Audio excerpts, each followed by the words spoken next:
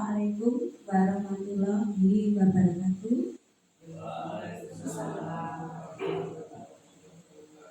Selamat siang Bapak Ibu semuanya. Pertama-tama marilah kita panjatkan puji syukur kehadirat Tuhan Yang Maha Esa atas berkat dan karunia-Nya. Kita dapat berkumpul di ruangan ini dengan keadaan sehat dan berbahagia. Bapak Ibu guru hadirin yang kami hormati, pada hari ini tanggal 15 Oktober tahun 2024 kita bersama di ruangan ini akan mengikuti serangkaian acara seminar laporan orientasi pengenalan nilai dan etika pada instansi pemerintah bagi P3K, Dinas Pendidikan Kota Surakarta, Pemerintah Kota Surakarta, dengan judul Upaya peningkatan kemampuan membaca peserta didik dengan menggunakan metode fonik di SD Negeri Semanggi Kidul tahun ajaran 2024-2025 dengan narasumber Ibu Dian Rosita SPD. Perkenalkan, saya Endang Astuti Sabtosidi akan membacakan susunan acara pada siang hari ini. Acara yang pertama adalah pembukaan, menyanyikan lagu Indonesia Raya. Acara yang kedua sambutan, acara yang ketiga acara ini, dan acara yang terakhir atau yang keempat adalah penutup. Marilah kita mulai acara pada siang hari ini. Kita akan buka dengan bacaan basmalah bersama-sama. Semoga acara siang hari ini berjalan dengan lancar dan baik. Bapak Ibu guru hadirin yang kami muliakan, menyanyikan lagu Indonesia Raya yang akan dipimpin oleh Ibu Endang Sri Wahyuningsih SPD, waktu dan tempat dipersilakan. Hadirin dimohon untuk berdiri.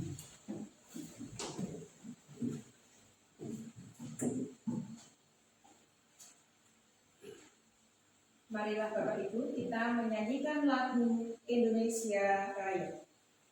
Hiduplah Indonesia Raya tujuan Indonesia tanah airku, tanah tumpah darahku. Di sanalah aku berdiri, jadi pandu ibuku. Indonesia kebangsaanku, bangsa dan tanah airku. Marilah kita berseru, Indonesia bersatu. Hiduplah tanahku, hiduplah negeriku, bangsaku, rakyatku semuanya. Bangunlah jiwanya, bangunlah badannya untuk Indonesia Raya. Indonesia Raya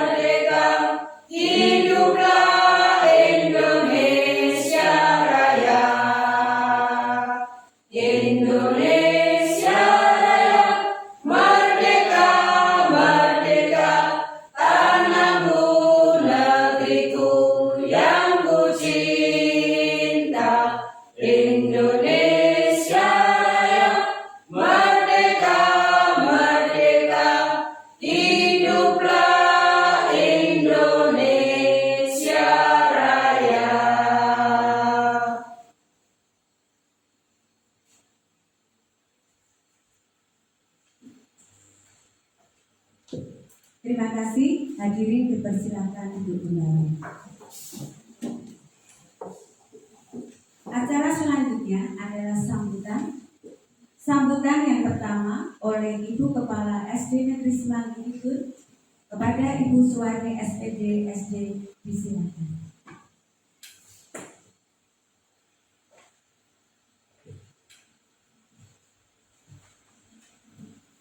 Assalamualaikum warahmatullahi wabarakatuh.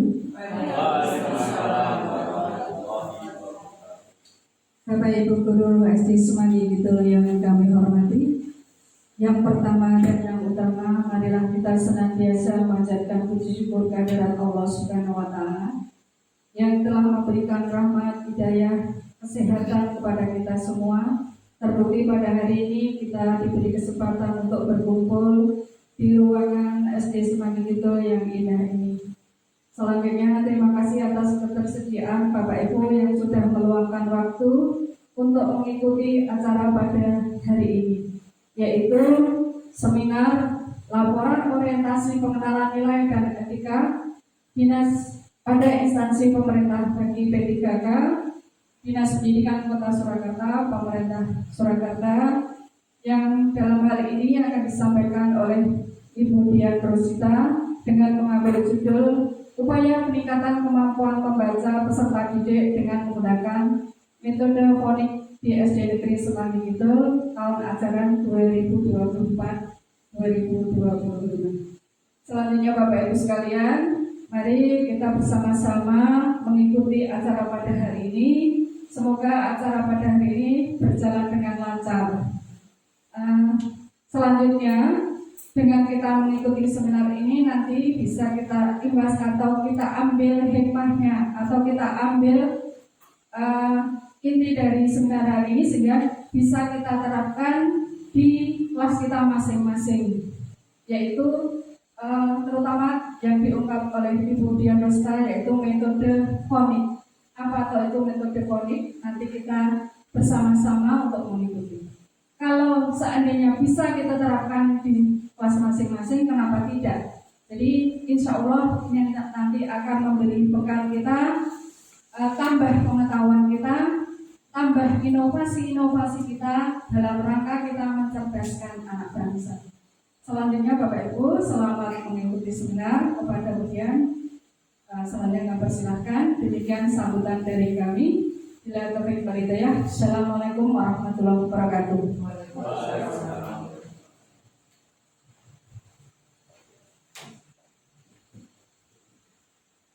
Terima kasih kepada Ibu Suwarni SPD SD yang telah memberikan sambutannya.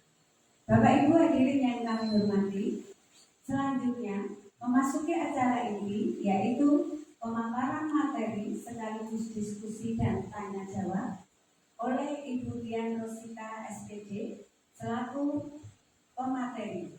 Kepada Ibu Dian Rosita SPD, disilakan.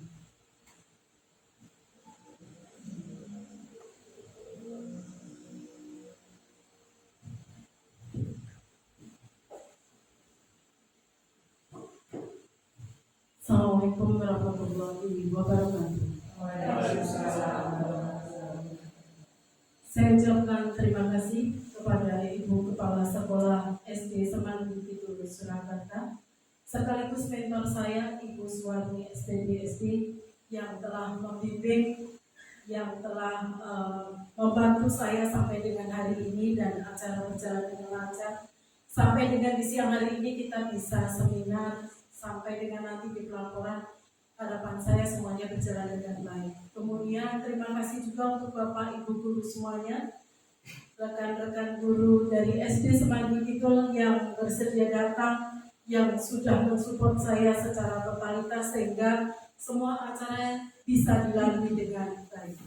Bapak Ibu guru semua, kita hadir di sini untuk seminar dalam laporan orientasi pengenalan nilai dan etika pada instansi pemerintah Kota Surakarta, Dinas Pendidikan Kota Surakarta, Pemerintah Kota Surakarta, di mana saya mengambil judul yaitu upaya peningkatan kemampuan peserta didik dalam membaca menggunakan metode fonik di SD Semanggi Kidul Surakarta tahun ajaran 2024-2025.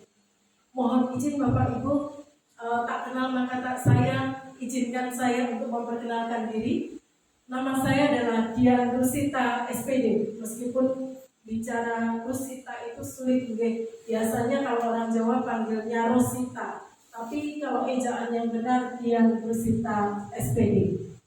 Saya adalah P3K dengan NIK 1981106152222212013. Jabatan saya adalah ahli pertama guru kelas. Unit kerja saya di SD Semanggi Kidul yang kita cintai ini.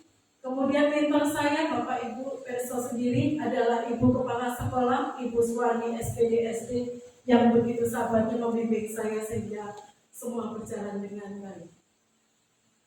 Ini data pribadi saya, Bapak Ibu.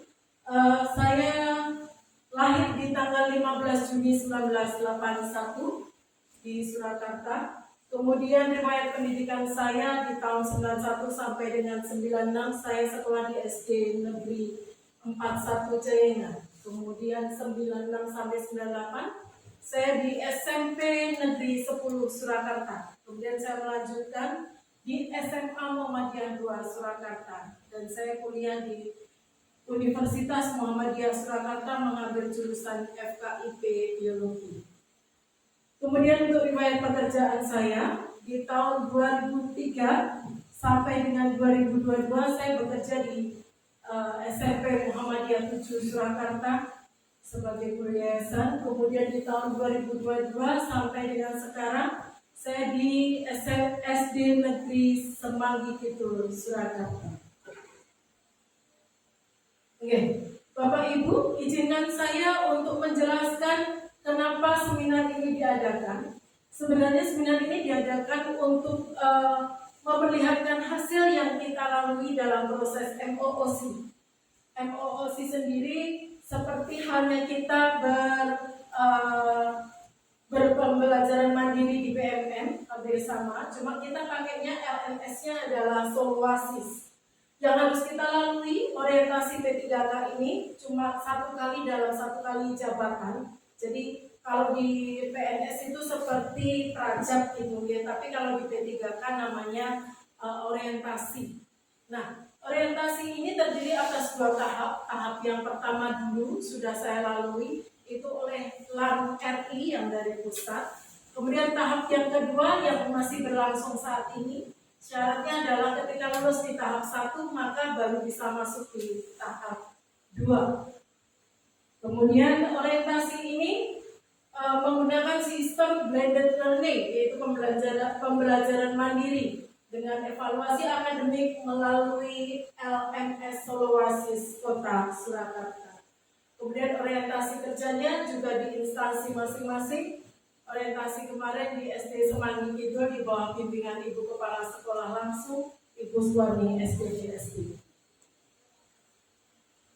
MOOC, kalau Bapak Ibu dulu kemarin tanya, jadi MOOC itu apa? MOOC itu Massive Open Online Course buat P3K. Itu seperti pembelajaran mandiri kita seperti di BMM, sama persis Bapak Ibu. Maksud dan tujuannya adalah orientasi pengenalan nilai dan etika pada instansi pemerintah bagi pegawai pemerintah dengan perjanjian kerja atau P3K tahun 2024. Sedangkan tujuannya yang pertama, untuk membekali peserta dengan pengetahuan sikap dan perilaku tentang nilai dan etika pada instansi pemerintah dalam mendukung pelaksanaan tugas jabatan dan mencapai visi misi organisasi. Kemudian tujuan yang kedua adalah untuk setelah mengikuti orientasi, harapannya peserta mampu memahami, mengenal nilai etika dan instansi pemerintah, dan harapannya bisa melaksanakan secara nyata gitu nih Bapak Ibu. Semoga kita semua bisa melaksanakannya.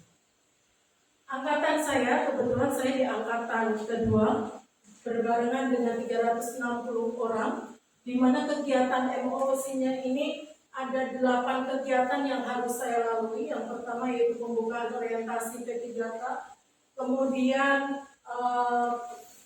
materi lewat LMS Soloasis, Kemudian yang ketiga adalah evaluasi akademik, sama dari LMS Soloasis. Yang keempat adalah remedial, kalau kita ujiannya ternyata ada yang remedi atau tidak memenuhi batas minimal penilaian, maka kita harus remedi di LMS Soloasis. Kemudian yang kelima adalah orientasi di tempat kerja. Yang keenam, seminar hasil laporan seperti di siang hari ini. Dan yang ketujuh adalah evaluasi pelatihan melalui LMS Soloasis juga. Dan yang kedelapan adalah penutupan. Adapun materi dari orientasi yang dilalui di tahap 2 ini adalah yang pertama, pengenalan susunan organisasi dan tata kerja, kemudian pengenalan jabatan, pengenalan manajemen kinerja organisasi, yang keempat, penerapan fungsi dan tugas ASN di tempat kerja. Kemudian yang kelima, muatan lokalnya ada 3 Bapak Ibu, yaitu anti narkoba, anti korupsi, dan yang terakhir adalah pengenalan nilai-nilai Pancasila. Kemudian materi tersebut setelah pengenalan Pancasila diakhiri, kemudian langsung ke evaluasi akademik. Sampai dengan sekarang itu tahapannya di seminar. Nanti masih setelah seminar masih ada tahapan selanjutnya Bapak Ibu, yaitu untuk laporan akhir, upload data, kemudian upload di YouTube dan seterusnya. Nah, Bapak Ibu, izinkan saya menyampaikan sedikit dari materi kemarin, yaitu tentang pengenalan jabatan P3K.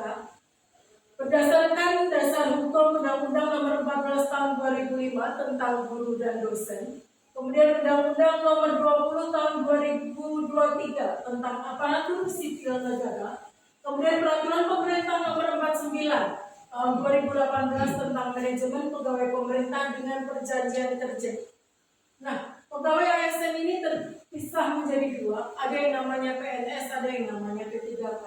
Apa itu PNS? PNS itu adalah pegawai pemerintah di mana adalah warga negara yang memenuhi syarat tertentu diangkat sebagai pegawai ASN secara tetap oleh pejabat pembina kepegawaian untuk menjabat jabatan pemerintahan.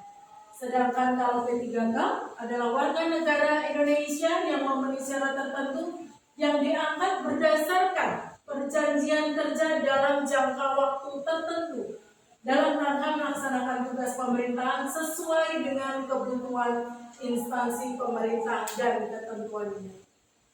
Kemudian untuk ASN yang P3K dan PNS, selanjutnya kita sebut sebagai ASN, harus memegang teguh ideologi Pancasila dan Undang-Undang Dasar Negara Indonesia, serta setia kepada Negara Kesatuan Republik Indonesia dan pemerintahan yang sah. Kemudian pegawai ASN mengimplementasikan nilai dasar ASN yang biasa kita singkat dengan istilah berakhlak gitu ya. Ada beberapa poin dari berakhlak. Bernya itu adalah berorientasi pelayanan, A-nya adalah akuntabel, K-nya adalah kompeten, H-nya adalah harmonis, L-nya adalah loyal, kemudian A-nya adalah adaptif. Nah, implementasi dari core value ASN tadi ada perilaku yang ditentukan untuk masing-masing dari core value ASN tersebut. Berorientasi pelayanan maksudnya memahami dan memenuhi kebutuhan masyarakat dengan ramah, cekatan, solutif, dapat diandalkan dan melakukan perbaikan tiada henti. Kalau dulu orang memberikan pelayanan kan kosek-kosek dan sebagainya. Tapi kalau pemerintah kota sekarang lebih cepat, lebih baik, bisa dilayani dengan senyum, sapa, salam, dan solutif. Bagaimana menyelesaikannya dengan cepat, ini harapan pemerintah, kita bisa memberikan pelayanan yang optimal di sini. Kemudian yang kedua, akuntabel adalah melaksanakan tugas dengan jujur. Kemudian cermat, bertanggung jawab, serta disiplin dan berintegritas tinggi. Tidak menggunakan barang milik negara dengan penuh tanggung jawab. Kemudian efektif dan efisien, tidak menyalahgunakan jabatan ataupun kewenangan yang dimiliki. Value selanjutnya yaitu untuk huruf K, yaitu kompeten. Panduan perilakunya adalah meningkatkan kompetensi untuk tantangan yang selalu berubah. Abad 21 ini kok selalu berubah. Ini kita diharapkan terus belajar dan belajar. Membantu orang lain belajar dan melaksanakan tugas dengan kualitas yang terbaik. Kemudian H, harmonis. Ini yang paling penting Bapak Ibu, karena kita makhluk sosial, ya, harapannya bisa harmonis. Panduan perilakunya adalah menghargai setiap orang, apapun latar belakangnya. Enggak pilih-pilih, ini temanku, ini enggak. Tapi kita benar-benar bisa harmonis. Gitu ya. Suka menolong orang lain dan membangun lingkungan kerja yang kondusif. Jangan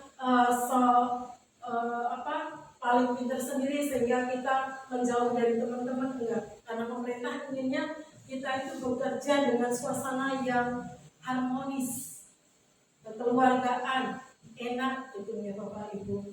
Jadi di rumah dan di kantor itu seperti di rumah sendiri, suasananya adem, ayem, tentrem, sehingga kerasan semuanya, enggak langsung selesai ngajar hilang gitu, enggak. Harapannya pemerintah, ya kantormu adalah rumah keduamu, silakan hidup harmonis dengan teman-temanmu, temanmu adalah keluargamu, seperti itu.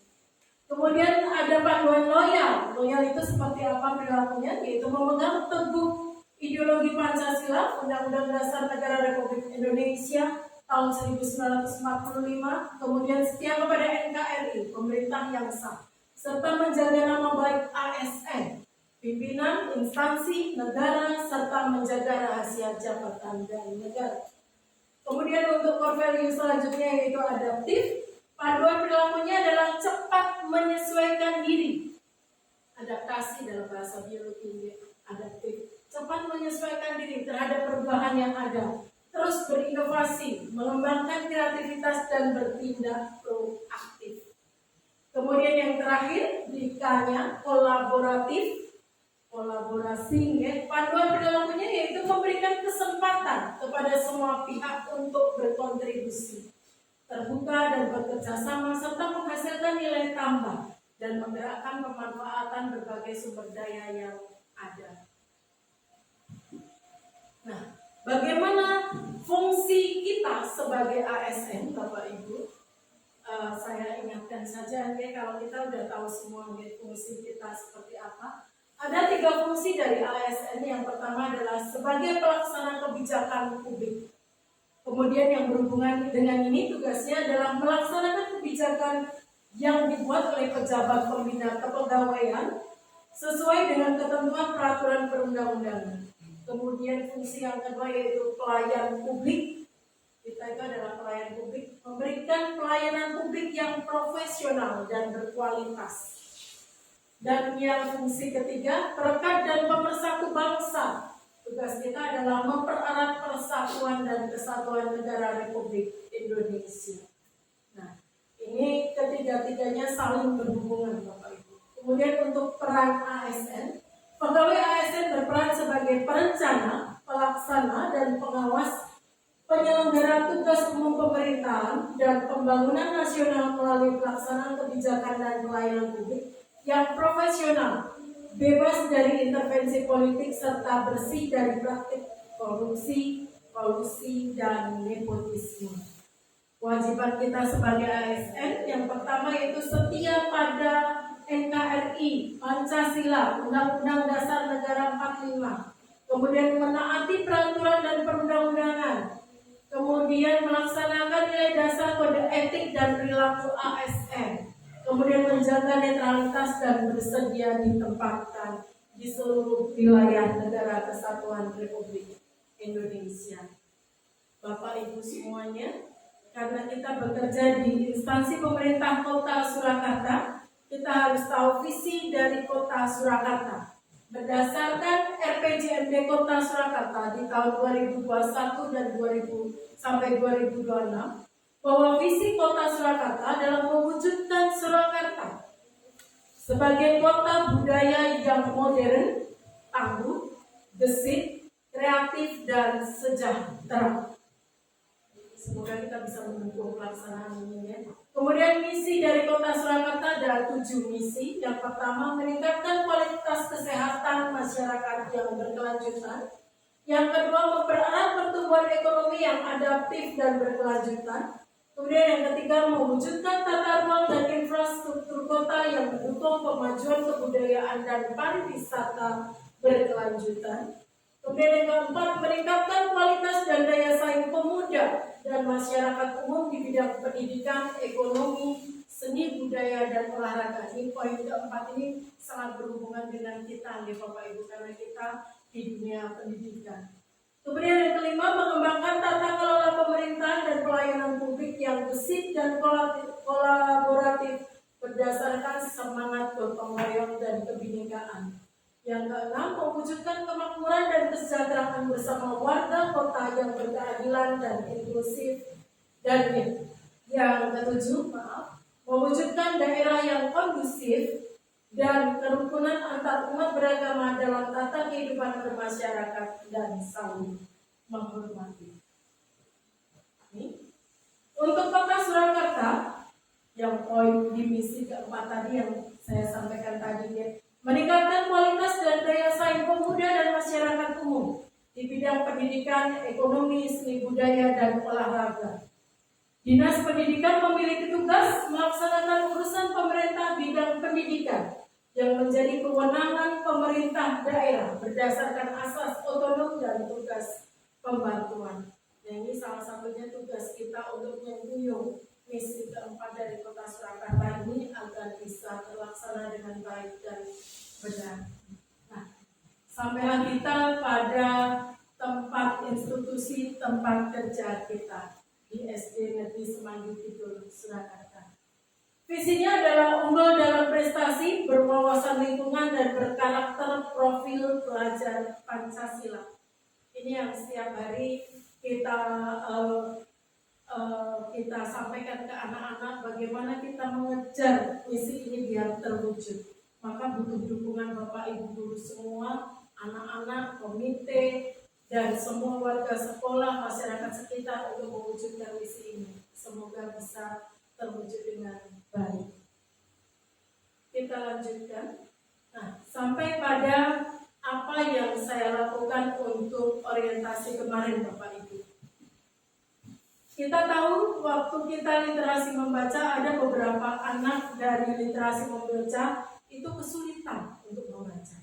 Dan ini yang awal cerita kenapa saya mengangkat isu ini. Identifikasi isu, di SD Semanggi Kidul ditemukan beberapa anak dari beberapa kelas mengalami kesulitan membaca. Kemudian salah satu faktor yang menyebabkan kesulitan membaca adalah kurangnya pemahaman tentang hubungan bunyi dan lambang bunyi dari huruf tersebut. Kemudian diperlukan satu metode pembelajaran yang efektif dan menyenangkan, yang mana anak akan diajak secara aktif terlibat dalam proses pembelajaran dan membangun pemahaman yang kuat tentang sistem tulisan. Sehingga kemampuan membaca anak bisa mengalami peningkatan dan pada akhirnya bisa membaca dengan lancar. Isu yang diangkat adalah kemampuan anak dalam membaca menikah masih jauh dari yang kita harapkan. Kemudian menemukan metode pembelajaran yang menyenangkan dan bisa meningkatkan kemampuan membaca anak.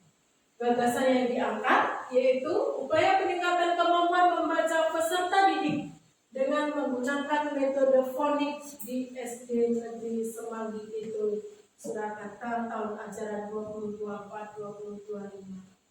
Ini fotonya anak saya ini kelas 3, di mana temannya kesulitan membaca sehingga temannya yang satunya ketika literasi terpaksa berhenti membaca, dia jadi membantu temannya ikut mengejar apa yang dia baca. Dampak apa jika isu tidak terselesaikan? Yang pertama, prestasi belajar anak pasti akan turun jika kemampuan membacanya kurang. Siswa yang kemampuan membacanya kurang akan menunjukkan kesulitan dalam mengerjakan dan memahami tugas dari sekolah. Ibu gurunya minta apa, anaknya mengerjakannya apa. Kenapa? Karena membacanya saja susah. Di mana dia mau mengartikan tugas dari bapak ibu gurunya. Tujuannya, apabila isu ini bisa terselesaikan, maka siswa bisa menjadi cerdas. Yang kedua, siswa menjadi lebih rajin. Kemudian melatih siswa menjadi terampil membaca, menanamkan sikap jujur dan disiplin, serta mempertajam kemampuan membaca secara intensif. Bagaimana dengan rencana kerja dari yang kita lakukan kemarin? Yang pertama adalah mencari kesulitan belajar peserta didik. Sulitnya di mana sih permasalahannya? Pasti kita mencoba dengan beberapa teman mendekati satu-satu anak kita masing-masing dalam kelas. Kemudian mengidentifikasi kemampuan membaca siswa. Ini yang paling jelas sekali saat kita literasi kemarin. Kita benar-benar menemukan anak yang kesulitan membaca. Kemudian membuat kelompok belajar berdasarkan kemampuan siswa untuk mengatasi permasalahannya, yaitu untuk meningkatkan kemampuan membaca anak. Ini saya berterima kasih sekali kepada Ibu Kepala Sekolah selaku mentor, sangat mendukung ini, sehingga Ibu Kepala kemarin sampai dengan turun tangan ikut mengatasi permasalahan ini dengan memberikan pembelajaran secara langsung kepada anak-anak kita. Kemudian yang ketiga, membuat video pembelajaran cara membaca dengan metode fonik agar anak bisa mengulang mempelajarinya di rumah atau dimanapun, atau kapanpun, atau dengan siapapun.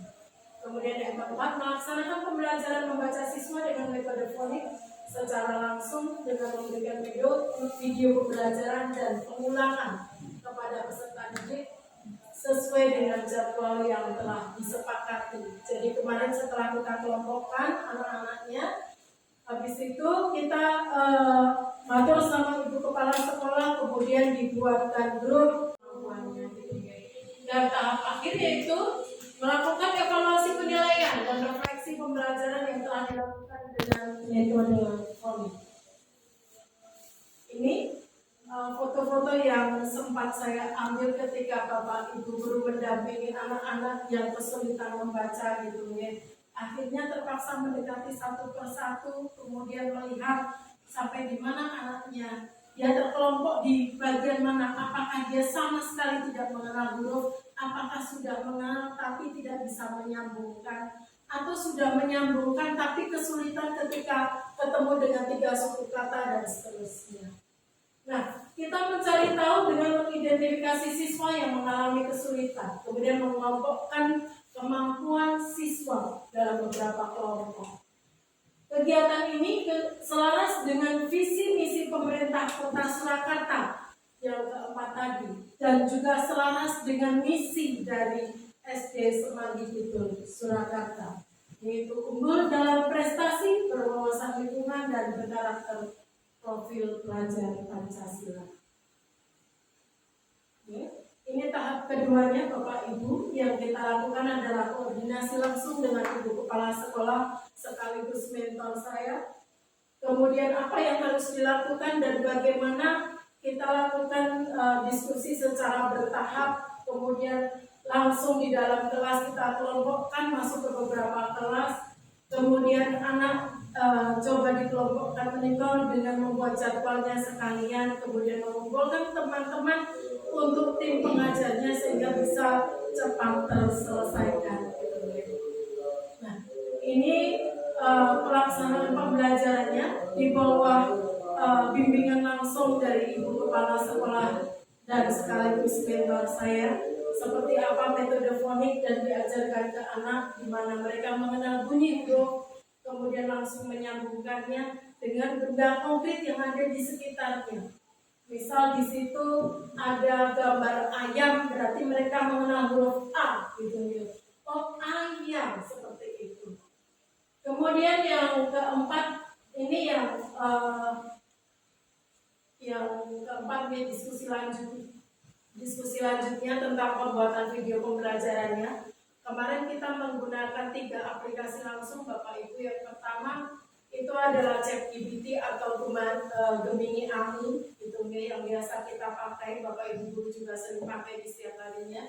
Kita gunakan untuk membuat skripnya, kemudian membuat videonya dengan Dorapun, kemudian untuk suaranya kemarin kita pakainya TTS, text to speech gitu ya. Jadi Jadi suaranya biar lebih merdu dibanding Bapak Ibu gurunya. Tapi ternyata ada beberapa teman itu yang bilang pakai suaranya Bapak Ibu gurunya saja, meskipun tidak merdu tapi menyentuh hati. Karena suara dari Bapak Ibu guru itu anak-anak di alam bawah sadarnya itu adalah itu guruku. Jadi mendengarkan secara lebih hikmat gitu ya. Itu harapannya seperti itu. Kemudian di tahap kelima, ini kita evaluasi tentang hasil video yang telah kita lakukan, pembelajaran yang telah kita lakukan, sampai di mana keefektifannya. Ini kita evaluasi. Nah, dari hasil evaluasi ini disimpulkan bahwa kita tetap melakukan penanganan terhadap isu ini berkala sampai dengan anak mampu membaca, harapannya lancar, dan harapannya komite juga bisa gayung bersambut dengan kita sehingga kita tidak membawa anak itu ibaratnya cuma satu tangan tapi dengan dua tangan, yang tangan keduanya adalah komite, sehingga untuk mencapai tujuannya lebih cepat Bapak Ibu. Nah, kesimpulan yang bisa kita lakukan kemarin yaitu berdasarkan hasil penelitian ini disimpulkan bahwa metode fonik itu terbukti efektif dalam meningkatkan kemampuan membaca permulaan siswa, terutama aspek pengenalan huruf, penggabungan bunyi menjadi kata. Hal ini menunjukkan bahwa metode fonik dapat menjadi salah satu alternatif metode pembelajaran membaca yang bisa diterapkan ke sekolah. Kegiatan ini selaras dengan visi pemerintah Kota Surakarta, yaitu mewujudkan Kota Surakarta sebagai kota budaya yang modern, tangguh, gesit, kreatif, dan sejahtera. Serta selaras juga dengan visi dari SD Semanggi Kidul Surakarta, yaitu unggul dalam prestasi, berwawasan lingkungan, dan berkarakter profil pelajar Pancasila. Manfaat yang kita bisa ambil Bapak Ibu bagi ASN meningkatkan pemahaman dan mampu mengimplementasikan nilai dasar berakhlak, beradaptasi pelayanan, akuntabel, kompeten, harmonis, loyal, adaptif, dan kolaboratif. ASN juga harus mempunyai orientasi untuk memberikan pelayanan yang terbaik bagi masyarakat. Kalau kita sebagai guru, yang kita layani itu adalah anak didik kita, bagaimana kita menghantarkan anak didik kita mencapai tujuannya gitu ya. Kemudian bagi satuan kerja yang pertama dengan adanya optimalisasi pembelajaran yang berdiferensiasi, tadi kan mengelompokkan anak berdasarkan kemampuannya gitu ya. Diharapkan dapat meningkatkan minat belajar siswa sehingga prestasi siswa lebih meningkat. Kemudian yang kedua terwujudnya visi dan misi sekolah. Kemudian yang ketiga, terlaksananya kegiatan pembelajaran yang menyenangkan dan berpihak kepada murid sebagai wujud implementasi dari Merdeka Belajar. Kemudian bagi masyarakat, ada 3 manfaat. Yang pertama yaitu terbentuknya lingkungan kerja yang berkualitas dalam memberikan pelayanan kepada masyarakat dalam kegiatan proses belajar mengajar di sekolah. Kemudian yang kedua, terjalinnya kerjasama yang baik antara masyarakat dan sekolah. Kemudian yang terakhir, mendapatkan poin plus dari masyarakat tentang prestasi belajar putra-putrinya yang meningkat. Poin plus yang kita terima saat ini, tahun kemarin kita belum membuat brosur saja, ternyata PPDB kita sudah full. Malah kita memborong data peserta didik untuk dialihkan ke sekolah yang lain karena kita sudah melebihi kapasitas. Ini poin plus yang secara tidak langsung kita terima ketika kita bisa melaksanakan orientasi pelayanan secara optimal. Demikian Bapak Ibu, seminar siang hari ini saya sampaikan. Apabila ada tanggapan, tanya jawab, dipersilahkan.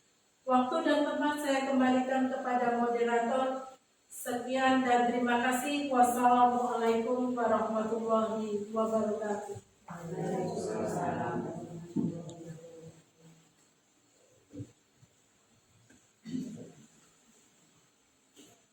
Terima kasih kepada Kementerian Musika SPJ yang telah menyampaikan materi pada siang hari ini dengan baik. Semoga kita semua bisa melaksanakan apa yang sudah disampaikan pada paparan materi di siang hari ini. Bapak Ibu guru yang saya hormati, saatnya tanggapan dari Bapak Ibu tentang pemaparan materi pada hari ini. Monggo sinten ingkang badhe nanggapi. Assalamualaikum warahmatullahi wabarakatuh. Terima kasih Budian atas paparan yang disampaikan hari ini. Saya sangat setuju sekali dengan program yang Ibu sampaikan. Kami akan mendukung dan membantu sepenuhnya untuk pelaksanaan dan kelancaran program tersebut. Sekian dan terima kasih. Wassalamualaikum warahmatullahi wabarakatuh.